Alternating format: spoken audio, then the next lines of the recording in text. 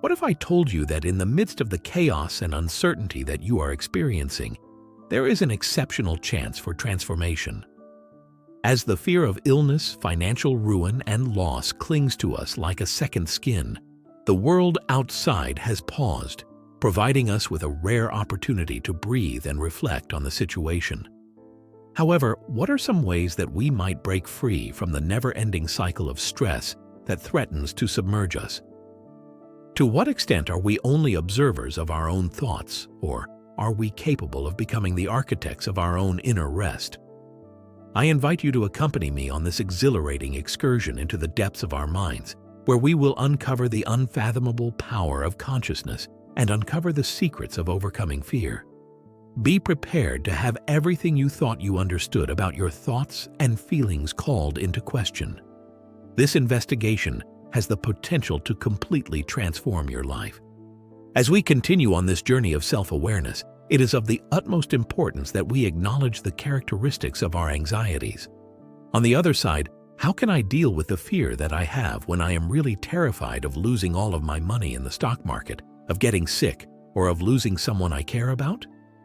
The question that needs to be answered is how we can tackle the anxieties that have been taken over, particularly when those worries appear to intensify when we are confronted with uncertainty. A great number of people are not only living in terror of the virus, but they are also living in fear of the consequences that will result from the events that are taking place in our environment. There is a widespread trend of businesses and other establishments shutting down.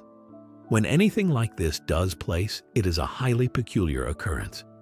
Not only does it affect enterprises, but it also affects the bustle of the entire world.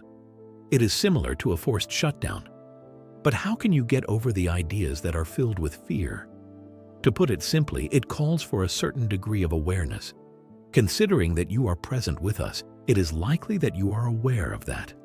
To be aware of what is occurring in your mind is what I mean by that. It is the ability to perceive what is occurring in your mind, as opposed to being completely identified with what is occurring in your mind. You are aware of what is going on in your mind, and this awareness is already present in the background. Because this is a distinct realm of consciousness, it is very different from what you are used to. There is a distinction between awareness and a thought. Awareness is the ability to detect the thoughts that are there in your mind. When you get to this realization, you say to yourself, "I'm thinking all these useless thoughts." That realization, which I am currently verbalizing since we are interacting through language, but that realization that all of these pointless and damaging thoughts are flowing through my head is a realization that is not verbal. Rather, it is either pre- or post-verbal. Awareness is the key to achieving this. And it is as simple as acknowledging that the thoughts that are going through your head are not beneficial. It is necessary to address it because it is causing you to feel anxious and miserable. The problem that he or she mentions involves three fears: the worry of losing my money or my savings, the dread of losing my investments that I would have been saving, the fear of being sick, or the fear of anything horrible happening to a loved one. Therefore, you are afraid of yourself as well as of other people, and of course all of these things that you are afraid of are not happening right now, but the mind tells you that they could happen in the future anyway. Just in case it does, I had best give it some thought right now. It goes without saying that in the event that these things did occur, you would confront the circumstance with the strength of your conscious awareness. You would be forced to deal with the illness.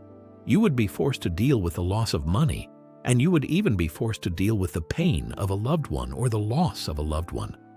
Oh my goodness, you are able to tackle that with your presence. On the other hand, you are unable to conquer these challenges or confront them because they are merely a product of your mind. There is absolutely nothing that you can do to prevent them from occurring because they have not even occurred yet. In point of fact, they will become more pronounced. The more you think about them, the more they will become more pronounced. It is a realm that is completely illusory, and it is causing you some suffering.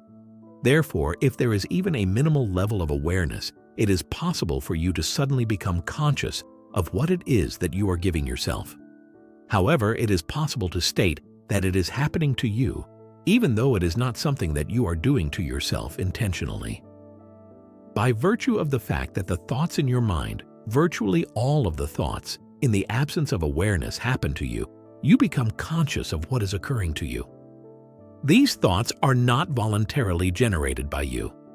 People are saying things like, "I'm saying I think this." It is not you who thinks. Rather, you're the one who thinks. When you are not conscious, you are at the mercy of thought. You are at the mercy of the energy field that we refer to as thought. You are occupied by it, yet you are unaware of the fact that it resides within you. The instant you come to the realization that this scared thought is not something that you do, because if it were something that you do, you would say something like, "Yeah, I'm doing it, but I can't stop it." It is not something that you are doing. Rather, it is something that occurs to you. People have been heard to say things like, "Well, I perceive it as I am doing this to myself." That is already a good beginning step, so congratulations. I don't understand why I am causing myself pain by contemplating all of that. The next level is when you come to the realization that, well, it's not really me doing it. It's these self-serving thought forms that are constantly swirling around in my mind that are making me unhappy. It is not possible to make use of them. Not only am I not helping myself, but I am also not helping anyone else by thinking these things and seeing potential negative outcomes. A moment of freedom comes to you for the very first time when you become conscious of what is occurring in your mind. Prior to this realization, you did not possess any element of free will. There is no such thing as free will when you lack knowledge.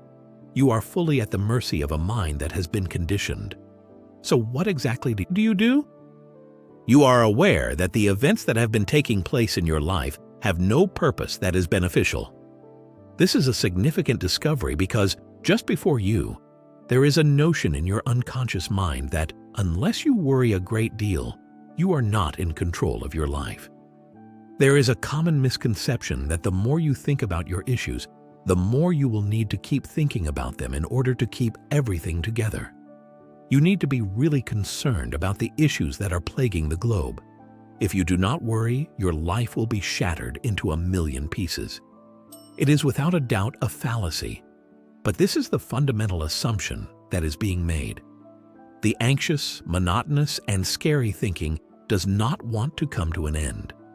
It is imperative that you are aware that it is on the move and that you are unable to stop it. You will make it stronger and give it additional energy if you engage in combat with it. In other words, you cannot stop it by using your own willpower. Willpower is the means by which you can temporarily halt it, but only for a short period of time, as I just mentioned. You can put an end to it by first acknowledging not only the pointlessness of that way of thinking, but also the destructive character of it.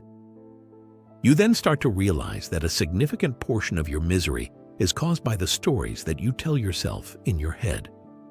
You are presented with an option at that same moment. You may either continue to be carried along in the stream of anxious thinking, or you can declare, "My choice is now to take my attention away from fearful thinking." Even though I am expressing it verbally, where does it go? The frightened thought will tell you, "No, I'm letting go." If it wishes to have complete control over your consciousness at all times, I have no desire for it. The next thing you do is say, "No, I don't want to go that way anymore." It is really easy to understand. You simply direct your focus to another location. Do you require something? To begin, I would suggest that you focus on feeling the vitality that is present in your body. Suppose you wake up in the middle of the night or early in the morning. What would you do with your attention? You should focus your attention rather than thinking on the energy field that is contained within your hands, and then maintain that focus there. Not only does it not need determination, but it is also a straightforward choice.